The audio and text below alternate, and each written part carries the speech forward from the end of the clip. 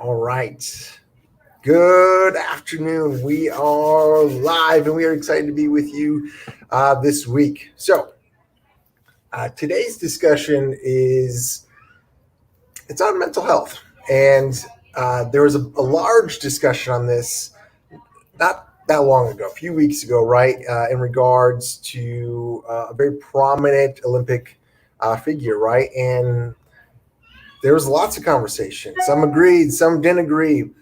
And in the end, we thought this would be a good topic to talk about, right? Because it's a very convoluted discussion, right? There's a lot that goes into this, and there's a lot that's unseen or not known, and there's a lot of different things, components that make up mental health such a confusing topic for lots of people to understand, talk about. It's the unseen injury or wound, right? Unlike when I broke my ankle, right? Everybody knew because there's a cast on it. It's very evident. I had crutches and everybody could see it. But when it comes to mental health, a lot of those wounds are not seen and they're not discussed. And there's a lot of confusion and misunderstanding about it. So we wanted to jump into this and talk a little bit about this because let's be honest, we're still in stressful times. There's still a pandemic going on. There's still, I got parents telling me that schools sent an email one day saying there's no mask and all this, and the next day there are masks, and so there's a lot of stress, confusion going on, and that always impacts our mental health. And mental health is just as important as physical health. And so let's jump into that. So where to start on this topic? Okay, there's so much, but I know Heather and I both agree that mental health is a very, very key component of just our overall well-being. And we'd love to hear some of your insight, Heather, from what you read and some of your thoughts there. Yeah, well, Simone Biles was the face of the Olympics this year. She was, is called the best gymnast of all time, and so decorated. What pressure that is. We talk all the time about how so many of our kids have difficulty separating what they do from who they are, and rejection sensitivity from that. If I make a bad choice, I'm a bad person. If I'm not the best, then I'm not enough. And the sense of shame that can come from that. And she said that the outpouring of support that she's received made her realize for the first time in her life that she is more than her accomplishments, her medals. She is more than gymnastics, and that had never occurred to her before. And so, I think that, mental health struggles do not mean mental weakness. She is sort of a walking poster of mental toughness, but she talked about how we're just told to tough it out all the time. And I needed to be honest. She needed to be authentic about what she was going through. So she just said so many very specific things. And she also was describing what's called the twisties in gymnastics. Sometimes as they're doing all of these unbelievable maneuvers and twisting in the air, the twisties is when you really don't know your orientation in the air. You don't know which way is up and down. And she said that she had 0% control over what her body was doing. She had no idea where she was in space, and she called it terrifying. And of course, in my mind, with what we talk about all the time, I'm thinking about sensory processing and our kiddos who have issues with body awareness, equilibrium, and how they are trying to make sense of every moment of every day, things that we take for granted. They are not anchored and grounded in space. That is overwhelming, And so that was a very direct tie-in. And she just said, my mind and body were out of sync.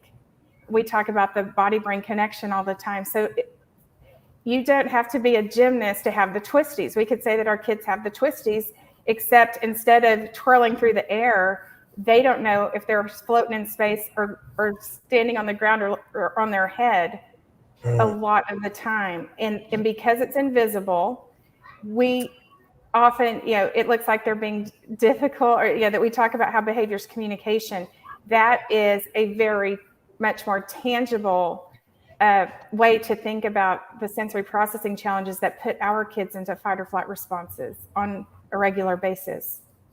Yeah, when she said, I didn't understand the term from an actual experience, right? But when she said the brain body disconnect, I was like, all right, I get, what you're talking about. And, you know, I think what was so enlightening for, maybe hopefully for some people is the fact that she knew what it was like to be disconnected. So she had, she knew what it was like to be connected and disconnected. But for kids who have never been connected or don't have a great connection, that's the world, the anxiety and the just the constant stress of that. And so I was thankful that she was able to identify that. Imagine you couldn't articulate that. Imagine that your world was, you're always kind of disconnected and you didn't have the words or you didn't know a difference in that. And so that was really powerful. I thought, good for her to have the awareness, the understanding, to know what's going on and to make that connection. And that's tough. I mean, because she's an elite athlete, right? So tough. I mean, just they had to change the scoring system because she's so good and so amazing. And yet to understand that, mental health is so important, and just understanding that I'm not where I need to be is, I think, very powerful, very powerful. Yes, I think what she did was more courageous than if she had kept going. People were talking about, you kind of put the team at risk. I know this is a debatable topic, but she felt that she was looking out for the team because she was not going to be able to perform to her utmost, and she stayed out there and supported them. I think what she did was absolutely tremendously courageous. And to your point, sometimes I tell families that if they have a parent who has gone through a stroke or some other sort of illness where you knew what they were before, and then you see the version of them afterwards, which I can talk about either one of my parents in this scenario. My dad lost the right hemisphere of his brain to a tumor, and he went from being a preacher to acting very similar for some time to maybe and this is no disrespect, this was brain damage, not my dad, acting like a 4-year-old who was having a lot of social, emotional, behavioral struggles, impulsive and not always telling the truth. And that's not his character, that's not his personality. But with our kids, we don't know what the true version of them, it's harder to know what that looks like, because if they were born and have always had these neurodevelopmental struggles, they start getting identified as that. And we always talk about not ascribing negative personality or character labels to emotions and behaviors that are the result of neurodevelopment. Think about any loved ones you have whose brains and bodies were functioning the way they needed to, and then they lost some of those abilities. Our kids are in reverse. We can turn around and fill in a lot of these gaps, but that doesn't mean that is who they are as human beings. It's so important to keep that in mind. And it's difficult when there's nothing physical about them that serves as a reminder. Yeah, and I think we have to always pull this back to behavior is communication, right? And so they don't know how to communicate a lot of times the struggles that they're going through. And so they communicate through behavior. And so being in tune with behavior and as Heather has always been a large proponent of, and I love, is just journaling and understanding, because you can start seeing these things, these hidden wounds in a more tangible light through their behavior, because that's their form of communication. Thankfully, this elite athlete was able to communicate it. She can express how she is feeling, but oftentimes just not knowing, and just the kids, lots of kids I know are overwhelmed and they're anxious, and their behavior is completely different than what them as a kiddo, right? Like, we just know, you can tell, you can sense it with them, but their behavior is them communicating their anxiety and what they feel internally. And so it's very important to be in tune with that. And so, having seen so many kids, and worked with them, I can put my hand on a kid and tell lots of times their anxiety just from their physical response, right? But a lot of times it's hidden. And so I think the first thing that we need to do is just talk about it, right? I think, and that's what we're trying to do here, is just have an open discussion about it. And so that's what I love. There are a few people watching, so please, if you have any questions, jump in. But Heather, what are maybe some things that we can do to help maybe open discussion or help them? Yeah, one of the first month going back to school, it's really all about adjustment, and we keep hearing about learning loss. That's very true. That is a concern, but with or without the weird last year, over a year and a half going on that we've had, even our academic success is built upon social emotional learning. And so one of the positives that can come out of this is that there is more attention on mental health now, and I hope that it lasts. And we know that hospitalizations, ER visits for kids have gone up by about a third during the pandemic. But as early as 2013, there was this enormous research study done, and a survey showed that 83% of students stated that school was a significant source of stress. So we have the typical school stress. We have the I don't know what this is going to look like, mask, no mask, in-person, hybrid, virtual, all of those things, because schools thought they knew what they were doing. There's a lot of things evolving. One of the things, the Stockdale paradox, a prisoner of war in Vietnam, it was named after him, but he said that he always stayed realistic. And he did not tell himself, okay, I'm going to be freed tomorrow. This is going to be over soon. It's not going to be that bad. He really gave himself very realistic self-talk. And there were studies done upon how those who were realistic about how they thought about things fared better than those who were positive and like, this is not a big deal. It's going to be over soon. There's, in the past 20 years, positive psychology is something that's sort of taken the world by storm. And there's a whole lot of good to it.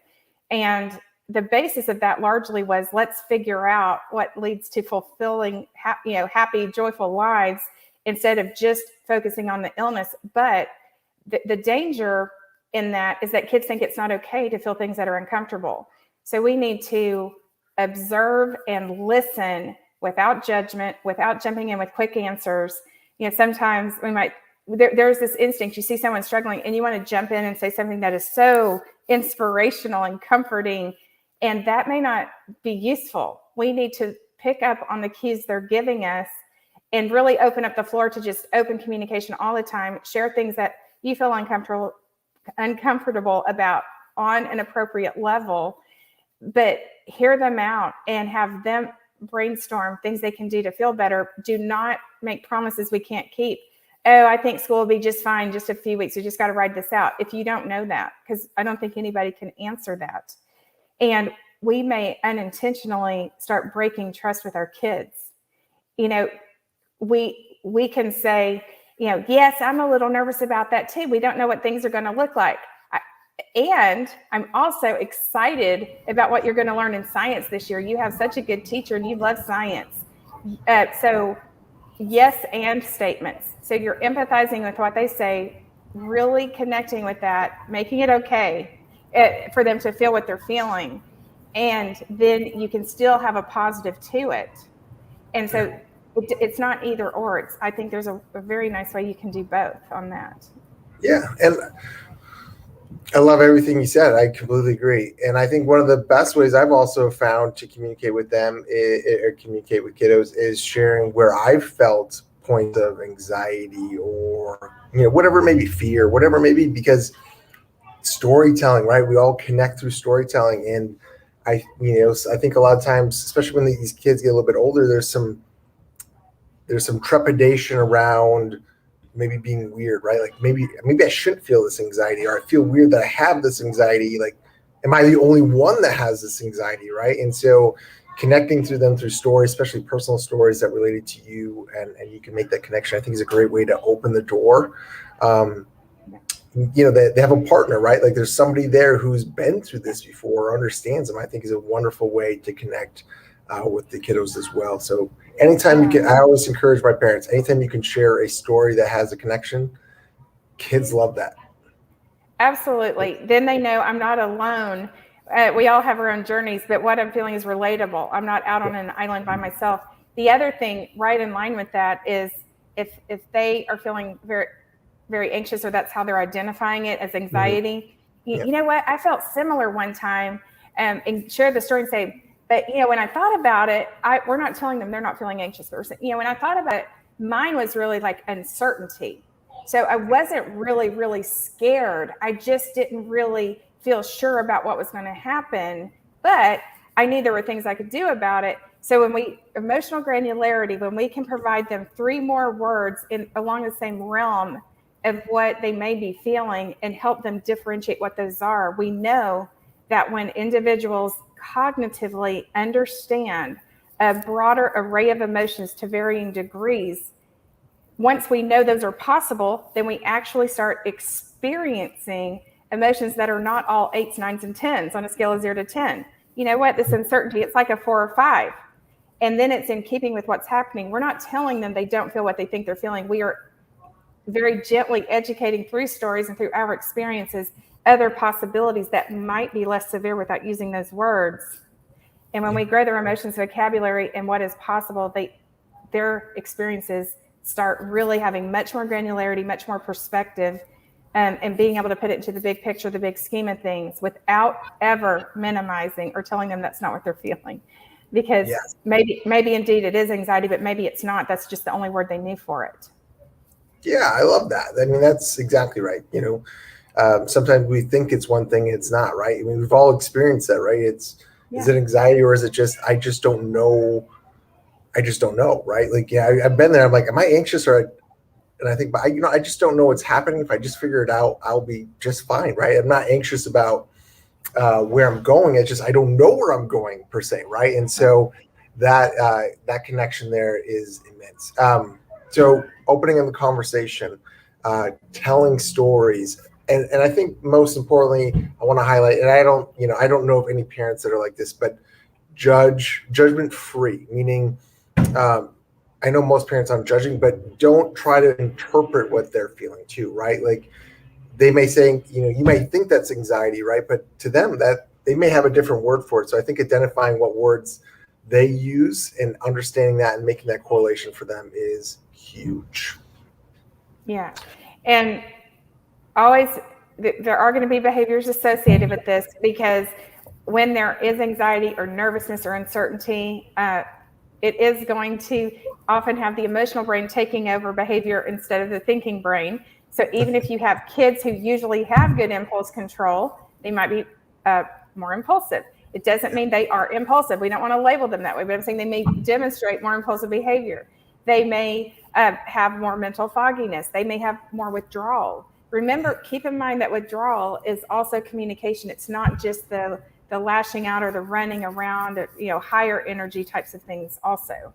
It can be blaming other people, it can be the agitation kinds of things, but it can also be sort of checking out. There are a lot of students who formerly were very engaged who are feeling sort of flat about school and about a lot of things in life because their emotional bucket is kind of empty now. And so keep that in mind too, that it's the ones who are blending into the woodwork, that is just as big of a sign as the ones who tend to get more of the attention, who are disrupting class or having meltdowns at home or whatever it is. Yeah, I love all that. I want to kind of touch on 2 different things here, because open door, we're having discussions, we're connecting, but what are some, is physical activity, and I know the answer to this, but how important is physical activity for mental health? I mean, should we be sitting down all the time, or should we be active? Can being active be proactive is what I'm trying to get at here. Yes, we want to be proactive. And I mean, I hope schools do not do away with recess. They need PE. They need movement so much. Everyone needs movement. They are, not only does it get different chemical messengers in the brain communicating that are mood regulators and increase focus, and pretty much like at least 80% of our cognitive functions improve because of movement.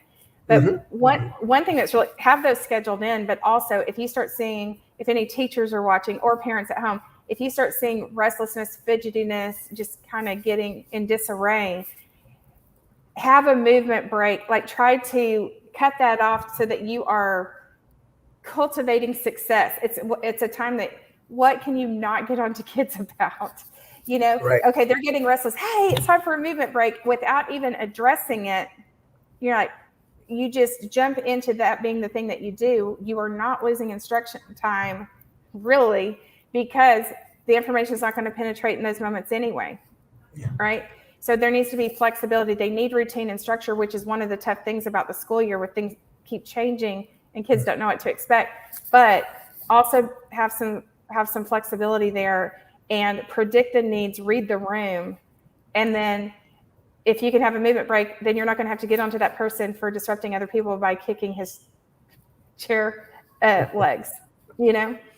I remember those chair kicks. I remember those. So, Mom, if you're watching, I do remember those. Okay.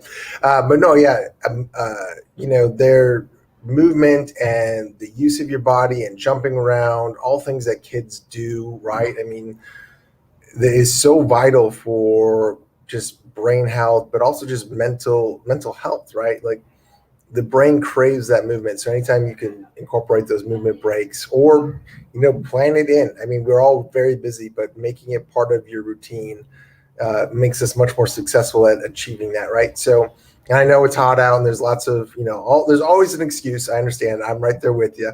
But, making sure that we make that a routine, like, making my own workout routine. I make it part of my schedule so that I make sure it gets done. The second thing, so make sure we're moving. I'm reading up on this topic right now and just the whole physiological response again. But food this time of year can play a massive role too in our mental health, right? Because food and a lot of the additives and some of the chemicals that are used now play a role in the inflammatory response. And Heather mentioned withdrawing, and one of the chemical responses, including inflammatory causes, makes our brain think we're kind of sick. And so what's a natural response when we're sick? To save others, we withdraw. That's just kind of a natural built-in program, right? And so you will see kids and I have parents tell me all the time, when we change their diet, we see some difference there too. So just remember that, especially with us going into the school year, sometimes our diets change, that what we consume also can either fuel or help calm a system. And so making sure that we're eating, healthier foods. Yeah. Another thing that's excellent, and that this is very evidence-based in the research, is visual imagery. I'm trying to talk about things we don't, some of the, add a few layers here. So for example, you could have students write down their worries and they can crumple them up or tear them up, and they're getting sensory input, but also that it's not just like we're pretending they don't exist, but you talk through them and then like, okay, and that's really saying that worry is not the master of me. I am the master of my worry, that kind of thing. Yeah. It doesn't have to control everything. You could have them write those things or draw pictures if they're younger on little bubbles. And then if they're younger, even blow bubbles. And that was that worry. That was that worry. Watching those go away, it makes them feel defeatable. Makes the worry feel defeatable, not the person. It makes them feel more victorious. If it's, let's say it's bedtime and they're having difficulty going to sleep because their minds are racing, you can talk through those things, talk about what they can do, have them, better yet, as we always talk about, have them come up with solutions, and then have them picture placing that problem or that issue on a leaf and it floating down the stream. That would be a time when you're not wanting to get them physically engaged and you're trying to get them into that rest phase, where they can just picture those getting on leaves and floating down the stream and floating away. Visual imagery is extremely powerful. I know I'm not sure how environmentally friendly this is, but what they did is they wrote out some of their, what they were experiencing and feeling, right? And then they put them in a balloon, they put helium in there, and they let the balloon go, right? It's just imagery of, I'm going to let go of whatever they had experienced, right? And I thought it was kind of a cool thought process there, right? This is me physically letting go of this, and obviously it doesn't mean it's gone or always gone, but it helps. There's a tangible to it that makes it very powerful. So yes. I thought that was good. Yes, and I just so highly recommend having students write SMART goals for the year. We've talked, specific, measurable, achievable, relevant, time-bound, and have them write some short-term goals and let them be student-led, because if they come up with the goal, that's something that they're going to be more engaged in because it was their idea. And it's part of that both and thinking. It's so important I think a lot of times we, even as adults, have these dichotomous feelings, and it can feel weird. You can be going through grief and gratitude at the same time. You can be going through two opposing emotions about the same topic at the same time. That is very healthy. It does not mean something's wrong with you. Kids need to know that too. And so while we're validating their concerns, it's so important to also give them things to shoot for, things to look forward to. Front loading the planner with fun things, not just when the due dates are, but when somebody's birthday is, when a little weekend getaway is going to be. Think about if you had a vacation this summer, how much looking forward to that might have even lifted your moods before you even got to the vacation. A lot of times people even say that stage is just as fun or more lifting to the spirits than when they were actually on the vacation. But it's very important to keep in mind the things that they are passionate about, that they do enjoy, so that it's not that the entire brain is filled up with dread of school and those worries. It's let them have multiple emotions at the same time and normalize that, Absolutely.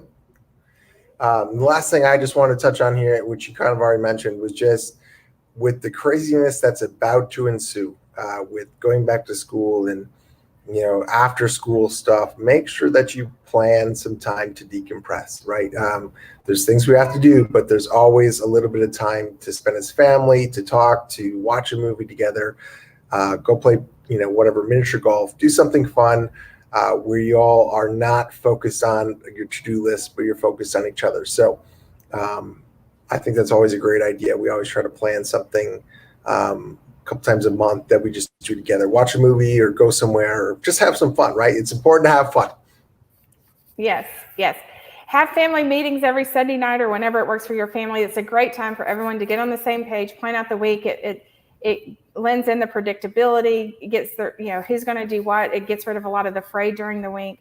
But yes, always prioritizing downtime and relationships, and not only with your family members, not only with your spouse or your kids, but also really encouraging the relationships with peers and creating opportunities for kids to connect with other. There's been some loss on that kind of learning too because of all the isolation. So even if it's virtual, whatever it is, depending on where you live and what's going on, the relationships with the teachers, really the communication, all of those types of relationships need to be nurtured, regardless, set everything else aside. No matter you're mad at your kid about something they did, they're getting bad grades. There are periods of time in the week where that goes on a back burner. It doesn't exist. And it's all about family. It's all about connection. Absolutely. 100%. All right. We're right at the 20-minute marks. We're always trying to keep this a half an hour or less. Any last comments, anything you want to touch on, Heather, before we kind of do our closing? I don't think so. I think this is good. There's so much we could say, but I think these are good nuggets.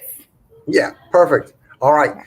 If you have a question, please feel free to ask it. Otherwise, if you do ask a question later on afterwards, we're always happy to respond to that. Heather, how do people find you? People are looking for you. How do we find you? At The Hidden Churn on Instagram or Facebook, or Brain Balance of the Woodlands, Katy, Mansfield, or South Lake. Go follow those pages on Facebook and Instagram. You also have a Monday podcast as well at 2:00. Yes. All right. Do you have one this week?